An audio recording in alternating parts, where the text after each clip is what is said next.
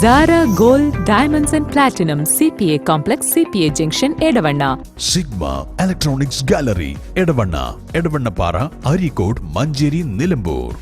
ഈ നാടറിയുന്ന jewellery Hiba gold and diamonds, opposite Federal bank, Edavanna.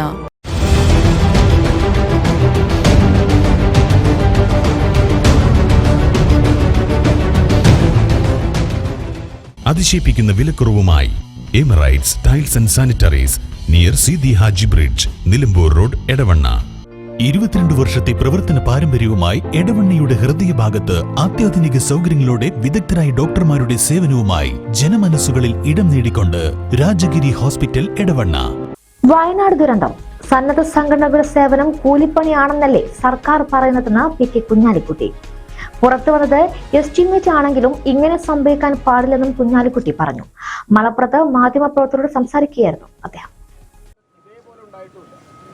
ഇല്ല, എസ്റ്റിമേറ്റ് ആണെങ്കിൽ പോലും ഇങ്ങനെ ഉണ്ടാകാൻ പറ്റൂലല്ലോ. അത് മൊത്തം നമ്മൾ കളക്ട് ചെയ്യുന്ന ആ ദുരിതാശ്വാസ നിധിയുടെ ക്രെഡിബിലിറ്റിയെ തന്നെ കളയില്ലേ. കാരണം എന്താണെന്ന് വെച്ച് കഴിഞ്ഞിട്ടുണ്ടെങ്കിൽ ഐറ്റം വൈസ് ആക്ച്വൽസ് എന്ന് പറഞ്ഞാണ് കൊടുത്തിരിക്കുന്നത്. അങ്ങനെ ഒരു എസ്റ്റിമേറ്റ് കൊടുക്കുക, ഏത് എസ്റ്റിമേറ്റ് കേന്ദ്രത്തിലേക്ക് പണം കൂടുതൽ കിട്ടാൻ കൊടുക്കുമ്പോഴും അവിടെ ഇരിക്കുന്ന ഉദ്യോഗസ്ഥന്മാർക്ക് എന്താ അറിഞ്ഞൂടെ ഇത് പബ്ലിക്കാവും എന്നുള്ളത്? ഏതെങ്കിലും ഒരു പെറ്റീഷൻ കോടതിയിൽ വന്നാൽ കോടതിയിൽ അതിൻ്റെ ഡീറ്റെയിൽസ് കൊടുക്കേണ്ടി വരും. ഇതുപോലും അവർക്ക് ഊഹിക്കാൻ കഴിയുന്നില്ല. ഇപ്പോൾ നമ്മൾ കേന്ദ്രത്തിന് കൊടുക്കുന്ന മെമ്മോറാണ്ടത്തിൻ്റെ വിശ്വാസ്യതയല്ലേ പോകുന്നത്.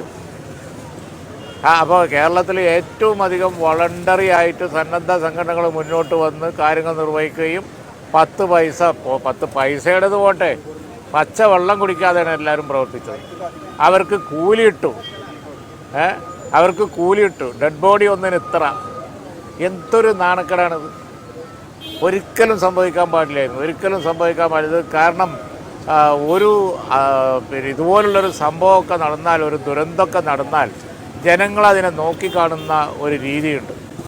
നമ്മളെ സംരക്ഷണത്തിന് ഗവൺമെൻറ് ഉണ്ട്. ഇതൊരു അനിതര സാധാരണമായ സംഭവമാണ്.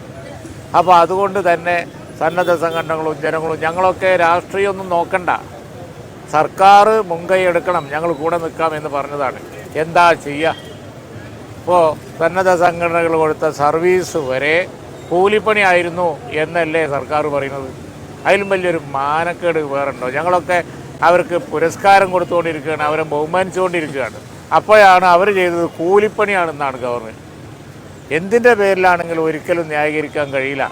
അങ്ങനെ ഒരു ഡോക്യുമെൻ്റ് ക്രിയേറ്റ് ചെയ്തതിൽ ഗവൺമെൻറ് റിഗ്രറ്റ് ചെയ്ത് തെറ്റുപറ്റി ഇങ്ങനെ ചെയ്യുന്ന ഉദ്യോഗസ്ഥന്മാരുടെ പേരിലാണ് നടപടിയെടുക്കേണ്ടത്. ഉദ്യോഗസ്ഥന്മാർക്ക് അല്ല, സർക്കാർ എന്ന് പറഞ്ഞാൽ ഉദ്യോഗസ്ഥന്മാരും അതുപോലെ തന്നെ മന്ത്രിമാരും മുഖ്യമന്ത്രി എല്ലാവരും കൂടിയതല്ലേ. ഇത് ആ സംവിധാനത്തിൻ്റെ മുഴുവൻ പഴവല്ലേ. ഇത് കേരളത്തിന് ഏറ്റവും വലിയ തിരിച്ചടിയാണ് ഇത് പബ്ലിക് ഡൊമൈനിൽ വരുന്നത്. കേന്ദ്രത്തിന് സമർപ്പിക്കുന്ന നിവേദനത്തിൻ്റെ വിശ്വാസ്യത തകർക്കും. അല്ലെങ്കിൽ തന്നെ കേന്ദ്രം കേരളത്തെ സഹായിക്കുന്നില്ല, അതിൽ ഞങ്ങൾക്കും അഭിപ്രായ വ്യത്യാസമൊന്നുമില്ല. സഹായമൊക്കെ വളരെ പിടിച്ചു വെച്ചാണ് ചെയ്യുന്നത്. പക്ഷേ ഇവിടെ പ്രൈം മിനിസ്റ്ററൊക്കെ വന്ന് വലിയൊരു ദുരന്തമായിരുന്നു, അങ്ങനെ ആവൂല, കാര്യമായിട്ട് സഹായിക്കും എന്നൊരു വിശ്വാസം. ഞങ്ങളിപ്പോൾ 10-40 കോടി അപ്രോക്സിമേറ്റ്ലി പറയുകയാണ്. ഇപ്പോൾ അത്രയും കോടി തിരിച്ച് സ്ഥലമൊക്കെ വാങ്ങി നിൽക്കുമ്പോൾ ഞങ്ങൾ പോലും സർക്കാർ ചെയ്യുമ്പോൾ അതിൻ്റെ കൂടെ കൂടാമെന്ന് പറഞ്ഞ് നിൽക്കുന്ന ഒരു ഘട്ടം. കേന്ദ്രമായാലും അല്ല, കേരളമായാലും അല്ല, ദുരന്ത സമയത്ത് പക്ഷപാതം കാണിക്കൂല എന്ന വിശ്വാസത്തിലാണ് ഞങ്ങളും അത് പറയുന്നത്. ഇതിങ്ങനെയാണെങ്കിൽ സർക്കാർ ഇനി ഭാവിയിൽ ചെയ്യാൻ പോകുന്ന കാര്യങ്ങളെക്കുറിച്ചും ആളുകൾക്ക് വിശ്വാസം ഉണ്ടാവില്ല. അല്ല, കേന്ദ്ര സഹായം ഇനി അധികം വൈകാൻ പാടില്ല. മതിയായ സഹായം കേരളത്തിന് കിട്ടണം, ആ കാര്യത്തിൽ സംശയമില്ല. പക്ഷേ ഈ മാതിരി കണക്ക് കിട്ടണമെന്ന നമ്മുടെ ആവശ്യത്തിന് മൂർച്ച കുറയും. ഈ മാതിരി കണക്ക് കൊടുത്താൽ നിങ്ങൾ ഇങ്ങനത്തെ കണക്കല്ല, അല്ലെങ്കിൽ തന്നെ അവിടെ കാരണം കാത്തിരിക്കുകയല്ലേ സംഖ്യ കുറക്കാൻ. അപ്പോഴാണ് മയ്യത്തൊന്നിന് 75,000. അതുപോലെ തന്നെ ക്യാമ്പിൽ ചെയ്യുന്ന ആളുകൾക്ക് 11 കോടിയുടെ വസ്ത്രം. ഇതൊക്കെ മംഗലത്തിന് പോണ ഇതായിരുന്നു. അവിടെ ആളുകൾ കഷ്ടപ്പെട്ടിരിക്കുമ്പോൾ അത്യാവശ്യത്തിന് പോലും വസ്ത്രങ്ങളും മറ്റുമൊക്കെ ഇല്ലാതിരിക്കുമ്പോൾ അവർക്ക് വസ്ത്രമൊക്കെ വാങ്ങിക്കൊടുക്കൂ. എന്നിട്ട് ഈ മാതിരി ഒരു കണക്കെഴുത്ത് അവരുടെ പേരിൽ വേണ്ടിയിരുന്നോ? അത് വളരെ സംഭവിച്ചു, മാധ്യമങ്ങൾക്ക് തെറ്റുപറ്റിയെന്നത് മാത്രമാണ് ഇപ്പോൾ സർക്കാരിൻ്റെ പറയുന്നത്. മുസ്ലിം ലീഗിന് എന്താണ് അല്ല, അതൊരു ഡോക്യുമെൻ്റ് ആണല്ലോ. മാധ്യമങ്ങൾക്ക് തെറ്റുപറ്റിയല്ല. അത്തരത്തിലുള്ള ഒരു ഡോക്യുമെൻ്റ് എസ്റ്റിമേറ്റ് ആണെങ്കിലും ആക്ച്വൽ ആണെങ്കിലും പബ്ലിക് ഡൊമൈനിൽ വരാൻ പാടില്ലായിരുന്നു.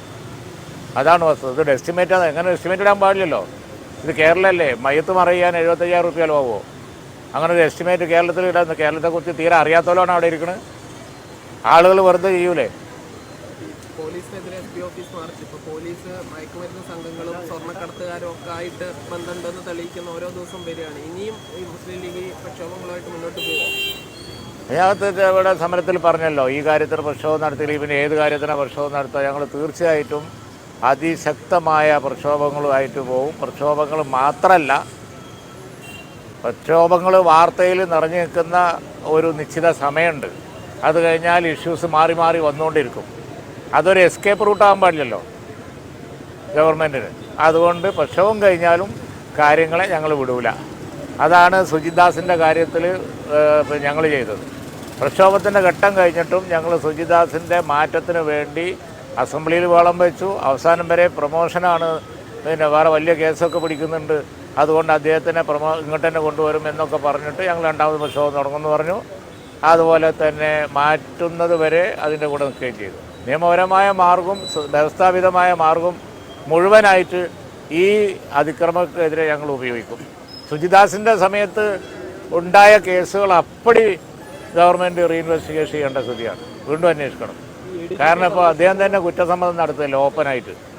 അപ്പോൾ അങ്ങനെയുള്ള കാലത്ത് ഇവിടെ നടന്ന കേസുകളൊക്കെ കൈകാര്യം ചെയ്ത രീതി വളരെയധികം മോശമായിരിക്കും. അതുകൊണ്ട് അതൊക്കെ രണ്ടാമത് അന്വേഷിക്കേണ്ടതാണ് എല്ലാം. അല്ല, ADGPയുടെ കാര്യത്തിൽ ഒരു പബ്ലിക് ഒപ്പീനിയൻ വന്നതാണ് ഇപ്പോൾ. ആ പബ്ലിക് ഒപ്പീനിയൻ എന്ന് പറയുന്നത് ഇപ്പോൾ സ്ഥാനത്ത് അദ്ദേഹം ഇരിക്കാൻ പാടില്ല എന്നുള്ളത്. അതനുസരിച്ച് ഗവൺമെൻറ് പെരുമാറേണ്ട സമയം അതിക്രമിച്ചു. Okay.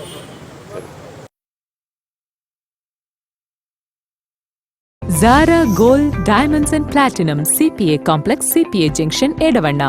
Sigma Electronics Gallery Edavanna, Edavannappara, Arikode, Manjeri, Nilambur. ഈ നാടറിയുന്ന jewellery Hiba gold and diamonds, opposite Federal bank, Edavanna.